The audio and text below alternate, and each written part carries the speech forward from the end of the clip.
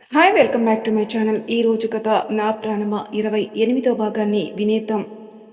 హోమం పూర్తి కాగానే పూర్ణాహితి ఇచ్చేసి వేద పండితుల దగ్గర ఇద్దరు కలిసి ఆశీర్వాదం తీసుకుంటారు. పంతులు గారు శీఘ్రమేవ సుపుత్ర ప్రాప్తిరస్తని దీవిస్తారు. రాజ్ ప్రియలకి సంతోషంగా ఉంటుంది. పురోహితుల వారు తీర్థాన్ని ప్రియా చేతికిచ్చి నీ మౌన వ్రతాన్ని విరమించు తల్లి. ప్రియా సరే అని తీర్థాన్ని స్వీకరిస్తుంది. ఇప్పటికైనా చెప్తారా అసలు ఇక్కడ ఏం జరుగుతుందో అన్నాడు రాజ్. ఆకాష్ గారు నేను చెప్తాను అని చెప్తూ ఉంటారు. ప్రియా ఎవరో కాదురా, నా ప్రాణ స్నేహితుడు కూతురు. అది నీకు కూడా తెలుసు కదా. తెలుసు అయితే అన్నాడు. నా ప్రాణ స్నేహితుడు నాకొక విషయం చెప్పాడు. అదేంటంటే ప్రియా 24వ ఏట వచ్చిన తర్వాత భాద్రపద బహుళ అమావాస్య రోజు ప్రియా వాళ్ళ పూజ మందిరంలో గల విగ్రహాన్ని బయటికి తీసి దానికి పూజ జరిపించి అక్కడే పెట్టాలని, ఆ తర్వాత సమయం వచ్చినప్పుడు ప్రియతో ప్రతిష్ఠించాలని అంట. ఈ కార్యక్రమం తన భర్తతో సహా జరిపించాలి. అందుకే నిన్ను కూడా తీసుకొని రావాల్సి వచ్చింది. ఇకపోతే ఆదిత్య ఇక్కడ ఉండడం అంటే ఆకాశ్ మాట పూర్తయ్యేలోపే ఎక్కడి నుండో బుల్లెట్ సౌండ్ వినిపిస్తుంది. ప్రియా భయంతో రాజుని చుట్టేస్తుంది. ఆదిత్య అరేంజ్ చేసిన సెక్యూరిటీ కొందరు వీళ్ళని రౌండప్గా చుట్టుముడతారు. ఆదిత్య రాజ్ ప్రియా జాగ్రత్త అంటాడు. రాజ్ తేరుకొని ప్రియని మరింత గట్టిగా పట్టుకుంటూ తన కళ నిజమవుతుందేమో అని ఆలోచిస్తూ ఇదంతా ఏంటి ఆదిత్య అని గట్టిగా అడుగుతాడు రాజ్. అదంతా చెప్పే టైం లేదు, ఎవరు ఏమీ మాట్లాడకుండా పదండి అంటూ ప్రియకి విగ్రహం ఇస్తాడు ఆదిత్య. సెక్యూరిటీ గార్డ్స్ వీళ్ళని కవర్ చేస్తూ ఉండగా వీళ్ళందరూ కలిసి కార్ దగ్గరికి వెళ్తారు. Bullet proof car. అందరూ కార్ ఎక్కుతుండగా ప్రియ ఎక్కే టైంకి ఎక్కడి నుండో ఒక బుల్లెట్ ఫైర్ అనుకుంటూ ప్రియ వైపే వస్తుంది. అది గ్రహించిన రాజ్ ప్రియకి అడ్డంగా వెళ్తాడు. రాజ్ని పక్కకు తప్పించి ఆదిత్య వెళ్తాడు. బుల్లెట్ ఫైర్ అవుతుంది. ఇదంతా విత్-ఇన్ సెకండ్స్లో జరిగిపోతుంది. ఆదిత్య కడుపులో ఆ బుల్లెట్ దిగుతుంది. ఆదిత్య అమ్మా అనుకుంటూ కిందికి ఒరిగిపోతాడు. ప్రియా షాక్లో ఉంటుంది. రాజ్ ఆదిత్య అనడంతో ప్రియా షాక్ నుండి తేరుకొని లావణ్యకి విగ్రహాన్నిచ్చి ఆదిత్య దగ్గరకు వస్తుంది. ఆది లేవరా అంటాడు రాజ్. ఎంత ప్రియా నీ చెల్లెలైతే నువ్వు నీ ప్రాణాలను అడ్డు వేస్తావా, నీకేమైనా పిచ్చా అంటాడు. ఆదిత్య నవ్వుతూ నా చెల్లిరా తను, ఇన్నాళ్ళకి నాకు దొరికింది, ఎలా దూరం చేసుకుంటాను అన్నాడు. ప్రియా ఆ మాటలు వింటూ ఆదిత్య వేసుకున్న కండువాని పక్కకు జరుపుతుంది. ఆదిత్యకి బ్లడ్ పోతుంది. ప్రియ ఆదిత్య భుజంపై గల వాళ్ళ వంశానికి సంబంధించిన ముద్రను చూస్తుంది. అది అమ్మవారి రూపు. ఆదిత్యను చూస్తూ అన్నయ్య అంటూ కౌగులించుకుని ఏడుస్తుంటుంది. భార్గవ్ ఏంటక్క, తను మన విక్రమ్ అన్నయ్యనా అంటాడు. హా అవునరా, భార్గవ్ కూడా అన్నయ్య అంటూ వచ్చి ఏడుస్తుంటాడు. ఏంటి అన్నయ్య ఇలా చేసావు అంటుంది ప్రియ. ఇప్పుడు ఏమైందిరా, నాకేం కాదు, నువ్వు ఏడవకు, నీ కంట్లో నీళ్ళు నేను చూడలేను, ప్లీజ్ రా అంటూ ఆదిత్య స్లో తప్పుతాడు. ఆకాష్ రాజ్ తొందరగా హాస్పిటల్కి తీసుకెళ్దాం అంటాడు. పురోహితుల వారు వచ్చి ఆదిత్య నాడిని చూసి తన శిష్యుల దగ్గర ఉన్న మూలికలు కొన్నిటి తీసుకుని పసరు పిండి ప్రియని కట్టుకట్టమంటాడు. ప్రియ తన చీరను చింపి కట్టుకడుతుంది.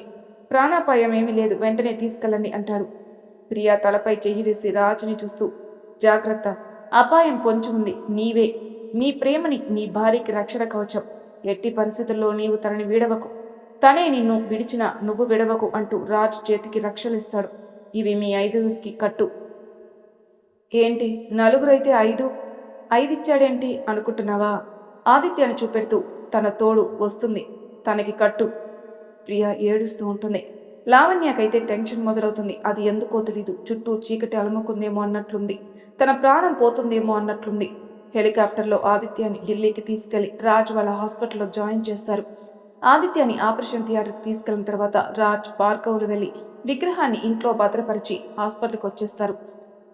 రాజ్ భార్గవులు విగ్రహాన్ని తీసుకుని ప్రియా వాళ్ళ ఇంటికి వెళ్తూ ఉంటారు. దారిలో ఎవరో వాళ్ళని వెంబడిస్తున్నట్టు అనిపించి రాజ్ కారు స్పీడ్ని పెంచి వాళ్ళు తమని ఫాలో అవుతున్నారా లేదా అని చెక్ చేస్తూ ఉంటాడు. వాళ్ళు ఖచ్చితంగా తమని ఫాలో అవుతున్నట్లు తెలుసుకుని రూట్ మార్చి వాళ్ళని ఏమార్చుతాడు. రాజ్ ఆలోచించి ఇక విగ్రహం ప్రియా వాళ్ళ ఇంట్లో ఉండడం సేఫ్ కాదని రాజ్ వాళ్ళ ఇంటికి పోనిస్తాడు కార్ని. భార్గవ్ ఇటెక్కడికి బావా అంటాడు. భార్గవ్ నాకెందుకో మనల్ని ఎవరో ఫాలో అవుతున్నారనిపిస్తుంది అన్నాడు రాజ్. వాళ్ళెవరో తెలుసుకునే వారికి ఈ విగ్రహాన్ని మీ ఇంట్లో పెట్టలేం, అందుకే మా ఇంటికి తీసుకెళ్తున్నాను. భార్గవ్ సైలెంట్గా ఉంటాడు. రాజ్ విగ్రహాన్ని తీసుకొచ్చి పూజ గదిలో పెడతాడు. రాజ్ వాళ్ళ నాన్నమ్మని పిలిచి విగ్రహం జాగ్రత్త అంటూ ఆదిత్య పరిస్థితి గురించి చెప్తాడు. రాజ్ యష్కి ఫోన్ చేసి రమ్మంటాడు. యష్ వస్తే విషయం మొత్తం చెప్తాడు. యష్ ఎవర్రా వాళ్ళు, ప్రియ మీద అటాక్ చేసింది? తెలీదురా, తెలుసుకోవాలి, నువ్వు ఆ పని మీదనే ఉండు అన్నాడు రాజ్. ఇంకో విషయం యష్, ఈ విగ్రహం సంగతి కూడా ఎవరికి చెప్పకు, ఎవరో దీని గురించి కూడా చేసి ఉండొచ్చు, అనేది నా డౌట్ మాత్రమే. ఇంటి చుట్టూ కూడా నువ్వు సెక్యూరిటీని అరేంజ్ చెయ్యి అన్నాడు రాజ్. నాకు చెప్పావు కదరా, నేను చూసుకుంటాను, నువ్వు టెన్షన్ తీసుకోకు అన్నాడు యష్. యష్ ఆదిత్యకి ఇప్పుడు ఎలా ఉంది రాజ్ అని తను బాగానే ఉన్నాడంటాడు. ఇంకో విషయం యష్, తనెవరో కాదు, ప్రియా అన్నయ్యని. యష్కి ఆదిత్య మన ప్రియా అన్నయ్య అంటే చాలా సంతోషంగా ఉందిరా అంటాడు. రాజ్, నీకు ఈ విషయం ఎలా తెలుసురా అన్నాడు యష్. కొన్ని రోజుల క్రితం ఆదిత్య నా దగ్గరికి ఒక ఫోటో తీసుకుని వచ్చాడ్రా. అది ప్రియా చిన్నప్పటిది. ఆ ఫోటోని ఒక డిటెక్టివ్ వాళ్ళకి అప్పచెప్పడంతో వాళ్ళు ఎంక్వైరీ చేసి ప్రియా వాళ్ళ నాన్న ఫ్రెండ్ వాళ్ళ నాన్న అని తెలుసుకుని నాన్నని కాంటాక్ట్ అయ్యారు. నాన్న అరుణ్ బాబాయ్ ఫ్రెండ్ ద్వారా ప్రియని కనుక్కున్నాడు. డిటెక్టివ్ ఏజెన్సీ వాళ్ళకి కూడా నాన్ననే చెప్తే ప్రియని అని కన్ఫర్మ్ చేసుకుని ఆదిత్యకి చెప్పారా. ప్రియ కోసం తను ఇక్కడే బిజినెస్ స్టార్ట్ చేయబోతున్నట్టు నాకు చెప్పాడు. తర్వాత ఆదిత్య నివాస్ గ్రూప్తో టైఅప్ అయి ఇక్కడే బిజినెస్ స్టార్ట్ చేసి నాతో చెప్పడానికి వచ్చాడు. నేను ఎక్కడ ఉంటున్నావు అని అడగడంతో హోటల్లో ఉంటానన్నాడు. ఆ తర్వాత ఆదిత్య నేనే బలవంతంగా మన ఇంట్లో ఉండమని పట్టుబడటంతో మన ఇంటికి వచ్చాడు. తర్వాత నేను ఆదిత్య దగ్గర ప్రియా ఫోటో చూసి నా భార్య ఫోటో నీ దగ్గర ఉందేంటి అన్నాను. నా భార్య ఫోటోతో నీకు పని ఏంటి అని అడగ్గా ఆదిత్య తన చెల్లెలని చెప్పాడు. ఈ విషయం ప్రియకి చెప్పేద్దామంటే ఆదిత్య ఇప్పుడు వద్దు, దానికి ఇది సమయం కాదు, ఈ విషయం ప్రియకి తెలిసిందని వాళ్ళకి తెలిస్తే ప్రియకి ప్రమాదం అని చెప్పడంతో నేను ప్రియ దగ్గర ఈ విషయం దాచాల్సి వచ్చింది. రాజు చెప్పడం ఆపేసి యష్ భార్గవ్ వైపే చూస్తాడు. నాకెందుకో ప్రియా చాలా ప్రమాదంలో ఉన్నట్టు అనిపిస్తుంది అన్నాడు యష్. రాజ్ కంగారు పడటం చూసి నువ్వు ప్రియా గురించి కంగారు పడుకు, నేను చూసుకుంటాను అన్నాడు యష్. ఆదిత్య ప్రియకి అన్నయ్య అని తెలిసేసరికి కుటుంబ సభ్యులందరూ హాస్పిటల్కి చేరుకుంటారు. ప్రియ ఆపరేషన్ థియేటర్ ముందు అలాగే శ్రీలా కూర్చుండిపోతుంది. ఇంకొక పక్క లావణ్య కూడా అలానే కూర్చునుంది. రాజ్, భార్గవ్, యష్లు హాస్పిటల్కి వచ్చేసరికి ప్రియా మౌనంగా ఎలాంటి చలనం లేక ఆపరేషన్ థియేటర్ రెప్ప వేయకుండా చూస్తూ ఉండడం రాజ్ గమనిస్తాడు. ప్రియా దగ్గరికి వెళ్ళి ప్రియా చేతిని తన చేతుల్లోకి తీసుకుని సారీరా, నాకు నిజం తెలిసి ఈ విషయం నీ దగ్గర దాచాను. ఎంతగా నువ్వు మీ అన్నయ్య కోసం పరితపిస్తున్నావో నాకు తెలుసు. నీకు నిజం చెప్దామంటే ఆదిత్య వద్దన్నాడు. ఎప్పటికప్పుడు ఈ విషయం నీకు చెప్దామని అన్నా కూడా తను ఇది సమయం కాదనుకుంటూ వచ్చాడు. ప్రియా రాజు మాటలు వింటూ కామ్గా ఆపరేషన్ థియేటర్ వైపు చూస్తూ ఉంటుంది. భార్గవ్ వచ్చి అక్క, బావగారు అంతగా చెప్తున్నారు కదా, అర్థం చేసుకోవే అన్నాడు. ప్రియా భార్గవ్ వైపు కోపంగా చూస్తుంది. భార్గవ్ ఈ చూపుకేం తక్కువ లేదు అనుకుంటూ సైలెంట్ అయిపోతాడు. తను కూడా ఆపరేషన్ థియేటర్ వైపు చూస్తూ అక్కడే ప్రియా పక్క కూర్చుంటాడు. రాజ్ ప్రియా కోపాన్ని అర్థం చేసుకుని తను కూడా మౌనంగా ఉంటాడు. మిగిలిన కుటుంబ సభ్యులందరూ కూడా ఏమవుతుందో అని టెన్షన్తో చూస్తూ ఉంటారు. సుమారు ఒక 2 గంటల తర్వాత డాక్టర్ బయటకు వస్తాడు. అందరూ ఆతృతతో డాక్టర్ దగ్గరికి వెళ్ళి ఆదిత్య కండిషన్ ఏంటి అని అడిగేసరికి బ్లడ్ చాలా లాస్ అయింది, పేషెంట్కి బ్లడ్ అవసరం, ఇప్పటికిప్పుడు హాస్పిటల్లో ఆ గ్రూప్ లేదు, సో మీరు అరేంజ్ చేయగలిగితే ఇంకా మంచిది, ఆపరేషన్ ఇంకా కంప్లీట్ కాలేదని తిరిగి ఆపరేషన్ థియేటర్లోకి వెళ్ళిపోతాడు డాక్టర్. ప్రియా అక్కడే ఉన్న నర్స్ని ఆదిత్య అది ఏ గ్రూప్ అని అడగడంతో నర్స్ AB పాజిటివ్ అని చెప్తుంది. ప్రియా కూడా నాది అదే గ్రూప్ అని చెప్పి తను బ్లడ్ ఇవ్వడానికి వెళ్తుంది. ప్రియా ఆదిత్యకి బ్లడ్ ఇస్తుంది. నర్స్ ప్రియని చూసి నువ్వు నీరసంగా ఉన్నావు, కొంచెం రెస్ట్ తీసుకోమనడంతో ప్రియా అక్కడే కాసేపు రెస్ట్ తీసుకుంటూ ఉంటుంది. అలాగే వెనక్కి వాళ్ళ కళ్ళు మూసుకుని ఉంటుంది. చిన్ననాటి జ్ఞాపకాలు తన కళ్ళ ముందు మెదులుతాయి. గతంలో చిన్నారి ప్రియ రాఖీ కడుతుంది ఆదిత్యకి, భార్గవ్కి. భార్గవ్ కొంచెం చిన్నగా ఉంటాడు. రాఖీ కట్టిన తర్వాత ఆదిత్య ప్రియకి ఒక చైన్ గిఫ్ట్ ఇచ్చి చిన్ని, దీన్ని ఎప్పటికీ నీ మెడలో నుండి తీయకు, నేను ఎక్కడున్నా నేను దగ్గరగానే ఉంటాను. ప్రియా వాళ్ళ అమ్మ వచ్చి నీకెక్కడిదిరా ఈ చైను అనడంతో నా పాకెట్ మనీతో కొన్నానమ్మా, ఎప్పటి నుంచో దాచుకున్న డబ్బుతో నా చెల్లెలికి గిఫ్ట్ కొన్నాను అంటూ ప్రియా వైపు ప్రేమగా చూస్తాడు. నేనెప్పటికీ దీన్ని తీయనన్నయ్యా అని ప్రియా అనుకుంటూ ముగ్గురు కలిసి స్వీట్ తింటూ ఉంటారు. ఈలోగా ఆదిత్య ఫ్రెండ్స్ వస్తారు. ఆదిత్యని మూవీకి రమ్మంటే నేను రాను, ఈరోజు రాకి, నేను నా చెల్లెలతోనే ఉంటాను అంటాడు. మళ్ళీ రేపు నేను హాస్టల్కి వెళ్ళిపోతాను కదరా, అందుకే రాను. సరేరా నీ ఇష్టం అని వాళ్ళు వెళ్ళిపోతారు. ప్రియా అన్నయ్య ఎందుకు వెళ్ళలేదు అని అడుగుతుంది. నేను రేపు వెళ్ళిపోతాను కదరా, ఈ ఒక్కరోజైనా నీతో తమ్ముతో ఉందామని. ప్రియా సరే అని అలా ఆ ముగ్గురు ఆడుకుంటూ ఉంటారు. అలా ప్రియా గతంని తలుచుకుంటూ తనకి తెలియకుండానే ఏడుస్తూ ఉంటుంది. అన్నయ్య నీ ప్రేమకు నన్ను ఎందుకురా దూరం చేశావు అనుకుంటూ తనలోని తాను ఏడుస్తూ ఉంటుంది. ఏడ్చి ఏడ్చి స్రూ కోల్పోతుంది ప్రియా. ప్రియా ఎలా ఉందో చూడ్డానికి వచ్చిన రాజు చల్లం లేకుండా ఉన్న ప్రియను చూసి డాక్టర్ అని గట్టిగా అరిచేసరికి డ్యూటీ డాక్టర్ వచ్చి బాగా స్ట్రెస్ అయిందని రెస్ట్ తీసుకుంటే సరిపోతుందని చెప్పి ఇంజెక్షన్ చేసి సెలైన్ పెట్టి వెళ్ళిపోతాడు. భార్గవ్ నేను అక్క దగ్గరే ఉంటాను బావా, మీరు వెళ్ళండి అనడంతో లేదు భార్గవ్ నువ్వు వెళ్ళు, నేనుంటానని రాజ్ ప్రియ దగ్గరే ఉంటాడు. ఆపరేషన్ కంప్లీట్ అవుతుంది. డాక్టర్ బయటకు వచ్చి operation success, he is out of danger అని చెప్పి వెళ్ళిపోతాడు. ఆకాశ్, సులోచన ఇద్దరు వెళ్ళి చూసొస్తారు. భార్గవ్ తర్వాత వెళ్ళి చూసి అన్నయ్య అనుకుంటూ తన నుదుటి మీద ముద్దు పెట్టుకుని ఆదిత్య భుజంపై వాలి ఏడుస్తూ ఉంటాడు. తర్వాత నర్స్ బయటికెళ్ళమనడంతో తాను వచ్చేస్తాడు. అందరూ వెళ్ళిపోయిన తర్వాత లాస్ట్లో లావణ్య వెళ్తుంది ఆదిత్యని చూడటానికి. అలా బెడ్పై ఉన్న ఆదిత్యను చూసేసరికి లావణ్యకి కంగారు మొదలవుతుంది. తనకు తెలియకుండానే తన కంటి నుండి కన్నీరు వచ్చేస్తుంది. గుండెల్లో తెలియని అలజడి మొదలవుతుంది. అడుగు బెడ్ వైపు పడడం లేదు. తడబడుతూనే బెడ్ దగ్గరికి వెళ్తుంది. తనకి తెలియకుండా తనలో జరిగే ఈ అంతర్మదనానికి కారణం ఏంటో కనుక్కునే స్థితిలో లావణ్య లేదు. నిత్య కూడా వస్తుంది. ఇద్దరు కలిసి ఆదిత్యను చూస్తారు. తర్వాత నిత్య అక్క వెళ్దాంరా అనడంతో లావణ్య ఆదిత్యాన్ని చూస్తూ ఉంటుంది. అక్క అని నిత్య కదపడంతో ఈ లోకంలోకి వచ్చి వస్తున్న కన్నీళ్లను తుడుచుకుని సరే వెళ్దాంరా అనేసి వెనక్కి తిరిగి వచ్చేస్తుంది. లావణ్యలో వచ్చిన ఈ తడబాటు కారణం ఏంటో అని ఆలోచిస్తూ నిత్య బయటకు వచ్చేస్తుంది. ఏమైందక్క అలా ఉన్నావు అంది నిత్య. లావణ్య సైలెంట్గా ఉంది. ఏమైందే అంది నిత్య. తెలీదురా, నాకు అర్థం కావడం లేదు అని నిత్యను పట్టుకుని ఏడుస్తూ ఉంటుంది లావణ్య. కాసేపటికి అన్నయ్య అనుకుంటూ గట్టిగా అరుస్తుంది ప్రియ. రాజ్ ప్రియని పట్టుకుని ఏం కాలేదురా, ఆదిత్య బాగున్నాడు, నువ్వు భయపడకు, అంతా బాగానే ఉంది అంటూ ప్రియ రాజ్ని హగ్ చేసుకుంటాడు. లేదు రాజ్ గారు, అన్నయ్యకి ఏదో జరిగింది, నేను వెళ్ళాలి అంటుంది ప్రియ. రాజ్ కాసేపు ఆగు, రూమ్కి షిఫ్ట్ చేస్తారు, అప్పుడు వెళ్దాం అన్నాడు. నేను ఇప్పుడే చూడాలి అని గోలగోల చేస్తుంది. ప్రియాని నెమ్మదిగా నడిపించుకుంటూ ఆదిత్య దగ్గరికి తీసుకెళ్తాడు. ప్రియ ఆదిత్యాన్ని చూస్తూ తన చేతిని తన చేతుల్లోకి తీసుకుని అక్కడే మౌనంగా ఏడుస్తూ కూర్చుంటుంది.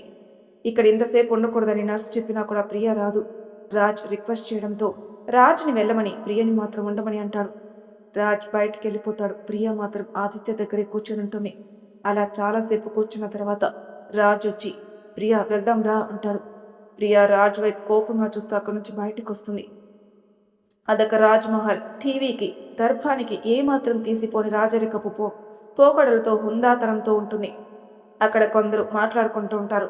మనం ఎన్ని ప్లాన్లు వేసినా ఆ ప్రియ తప్పించుకుంటుంది.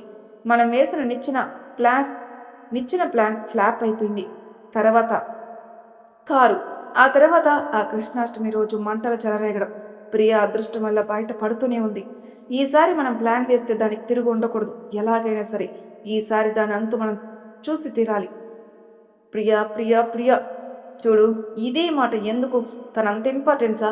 తనని ఎందుకు చంపమంటున్నారు? తన అందం చూస్తే పోతుంది. అలాంటి తనని ఇప్పుడు చంపాల్సి వస్తుంది. ఛా! ఇలా అక్కడ వాళ్ళు మాట్లాడుకుంటూ ఉండగా ఒక వ్యక్తి వచ్చి గట్టిగా అక్కడే పక్కనే ఉన్న టేబుల్ని కాలుతో తని, ఎందుకు ఇలా చేస్తున్నారు? దీనివల్ల మీకు ఉపయోగం ఏంటి? ప్రియకి దూరంగా ఉండమని చెప్పాను కదా, మళ్ళీ తనపై అటాక్ ఎందుకు చేశారు? మీకు ఇదే లాస్ట్ వార్నింగ్. ఇంకొకసారి ప్రియాకి ఏదైనా జరిగిందని తెలిసిందో నీ ఒంట్లో ప్రాణాలు ఉండవు, జాగ్రత్త. అది కాదురా, ఎప్పటికైనా అది మన శత్రువే కదా, చంపకుండా ఎలా వదిలేస్తాం? చంపేద్దాం, కానీ ఇలా కాదు.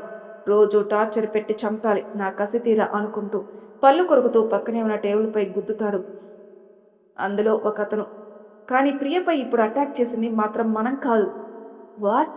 మనం కాకుంటే ఇంకెవరు? ఎవరో తొందరలోనే తెలుసుకోవాలి.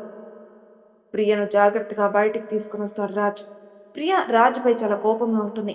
ప్రియకి కవర్ ఇచ్చి ఫ్రెష్ అయ్యరమ్మంటాడు. కానీ ప్రియ వినదు.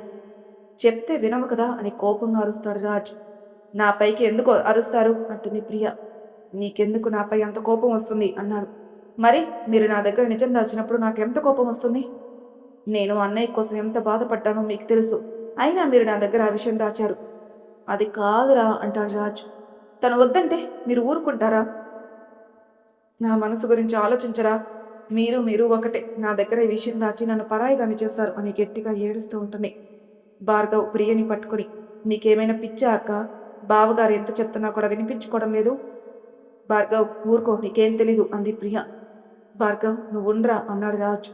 రాజ్ వచ్చి ప్రియ ముందు మోకాలపై కూర్చుంటూ ప్రియా చేతులను తన చేతుల్లో తీసుకుంటాడు.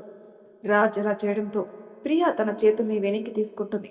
రాజ్ మళ్ళీ తన చేతులతో ప్రియా చేతుల్ని తన చేతుల్లోకి తీసుకుంటూ, అది కాదురా, ప్లీజ్ నేను చెప్పేది విను. బలమైన కారణం ఉంటేనే కానీ ఆది అలా అని ఉంటాడు కదా.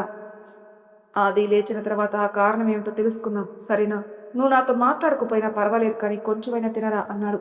ఉదయం నుంచి నువ్వేమీ తినలేదు అని రాజ్ ప్రియని అదే హాస్పిటల్లో ఉన్న వాళ్ళ ఫ్యామిలీ రూమ్కి తీసుకెళ్ళి ఫ్రెష్ అయ్యి రమ్మంటాడు. ప్రియ వచ్చేసరికి భార్గవ్ కూడా ఫ్రెష్ అయ్యి వస్తాడు.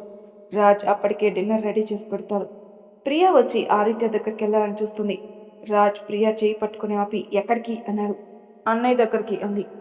ఆదిత్యకి ఇప్పుడు బాగానే ఉంది కదా, డాక్టర్ కూడా చెప్పారు కదా. నేను వెళ్ళాలి అంది. సరే వెళ్ళు, కానీ తినేసి వెళ్ళు. నేను తిననంటే తినను, మీకు ఇష్టం వచ్చినట్లు చేసుకోండి అంది ప్రియా. ప్రియా ఫస్ట్ టైం రాజ్పై కోపంతో చేసే అల్లరి చూసి రాజ్కి ముచ్చటేస్తుంది. రాజ్ తనలోని తను నవ్వుకుంటూ ఉంటాడు. ప్రియా రాజును చూస్తూ, నన్ను చూస్తే నవ్వులాటగా ఉందా? రాజ్ ప్రియను చూస్తూ అన్నం కలిపి ప్రియా నోటి దగ్గర పెడతాడు. నోరు తెరవదు. నువ్వు ఇలానే ఉంటే ఇక్కడే ముద్దు పెట్టేస్తాను అంటాడు. రాజ్ ఎప్పుడైతే ముద్దన్నాడో రాజు వైపు కోపంగా చూస్తూ నోరు తెరుస్తుంది. కోపంలో కూడా ఎంత ముద్దొస్తున్నావే అమ్ము. సరే, కోపంతోనే ఉండలే కానీ ముందు తిను అని ప్రియాకి అన్నం మొత్తం తినిపిస్తాడు. భార్గవ్ కూడా వీళ్ళిద్దరిని చూసి నవ్వుకుంటూ తినేస్తాడు. ప్రియకి తినిపించడం అయిన తర్వాత తను తిని ఇద్దరు కలిసి ఆదిత్య దగ్గరికి వెళ్తారు. అప్పటికే చాలా రాత్రి అవడంతో రాజ్ ప్రియ అక్కడే ముందున్న చైర్లో ఇద్దరు సెటిల్ అయిపోయి నిద్రపోతుంటారు. ఇక మీరంతా పనులు మొదలు పెట్టండి అని ఆ చంద్రాకి బాయ్ చెప్పి మన సూర్య వచ్చేశాడు. తెల్లవారంగానే ప్రియకి మెలకు వచ్చేస్తుంది. ఆదిత్య దగ్గరికి వెళ్తుంది. అక్కడ ఆదిత్య ఉన్నాడు. వెంటనే కంగారుగా, సిస్టర్ మా అన్నయ్య ఏడి? తెల్లవారుజామున మెలకు వస్తే రూమ్కి షిఫ్ట్ చేశాం, మీ ఆయన కూడా ఉన్నాడు, నీకు చెప్పలేదా అంది సిస్టర్. లేదు అనుకుంటూ ఆదిత్య దగ్గరికి వెళ్ళేసరికి ఎప్పుడొచ్చాడో భార్గవ్ కూడా ఆదిత్య దగ్గరే ఉంటాడు. ఆదిత్య చేతిని పట్టుకుని పడుకొని ఉంటాడు. ప్రియ భార్గవ్ని చూస్తూ వీడెప్పుడొచ్చాడు అనుకుంటూ ఆదిత్య దగ్గరికి వెళ్ళి తన చేతిని పట్టుకొని అలాగే ఆదిత్య భుజంపై వాలి కళ్ళు మూసుకుంటుంది. ప్రియా కన్నీళ్లు ఆదిత్య భుజంపై పడడంతో ఆదిత్యకి మెలకు వస్తుంది. ఆదిత్య మెల్లగా కళ్ళు తెరి చూసేసరికి ప్రియా భార్గవులు ఇద్దరు చెరువువైపు పడుకొని ఉంటారు. మరి తెరవై భాగంలో ఏం జరుగుతుందో నెక్స్ట్ ఎపిసోడ్లో తెలుసుకుందాం. అంతవరకు నా ఛానల్ సబ్స్క్రైబ్ చేయని వాళ్ళు ప్లీజ్ సబ్స్క్రైబ్ చేసుకోండి, లైక్ చేసి షేర్ చేయండి, మీ అభిప్రాయాలు నాకు కామెంట్ రూపంలో తెలియజేయండి. Thank you for listening.